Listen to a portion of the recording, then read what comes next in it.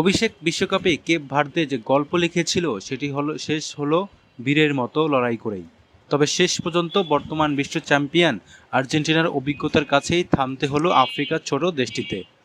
মায়ামিতে শেষ ৩২-এর রোমাঞ্চকর ম্যাচে অতিরিক্ত সময়ে কেপ ভার্দেকে ৩-২ গোলে হারিয়ে শেষ ষোলোয় উঠেছে আর্জেন্টিনা। মেসি থাকলে নিজেদের সেরা দিনে না থেকেও জেতা যায়, তবে তাতে ভোগান্তি কমে না। মায়ামিতে সেটি টের পেল আর্জেন্টিনা। বিশ্বকাপের অভিষেক আসরেই চমক দেখানো কেপ ভার্দে বর্তমান বিশ্ব চ্যাম্পিয়নদের শেষ পর্যন্ত কাঁপিয়ে দিল। তবে অতিরিক্ত সময়ে রোমেরোর হেড ডিফেন্ডারের গায়ে লেগে জালে জড়ালে ৩-২ গোলের জয় নিয়ে শেষ ষোলোয় উঠে আর্জেন্টিনা। ম্যাচের শুরুটা ছিল ধীর, প্রায় নিস্তরঙ্গ। সেই একঘেয়েমি ভাঙেন লিওনেল মেসি।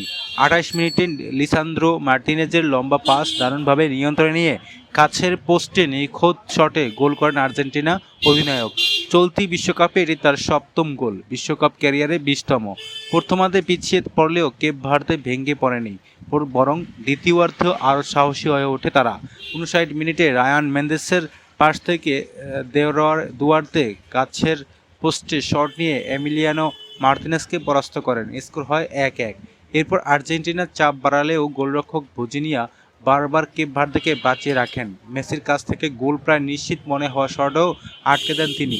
নির্ধারিত সময় শেষে ম্যাচ করার অতিরিক্ত সময়ের শুরুতেই লিসান্দ্রো মার্তিনেজের জোরালো শটে আবারও এগিয়ে যায় আর্জেন্টিনা। কর্নারের পর বল পেয়ে বা পায়ে দারুণ শটে জাল খুঁজে নেন ম্যানচেস্টার ইউনাইটেড খেলা আর্জেন্টাইন ডিফেন্ডার। কিন্তু কেপ ভার্দে তখনও শেষ হয়ে যায়নি।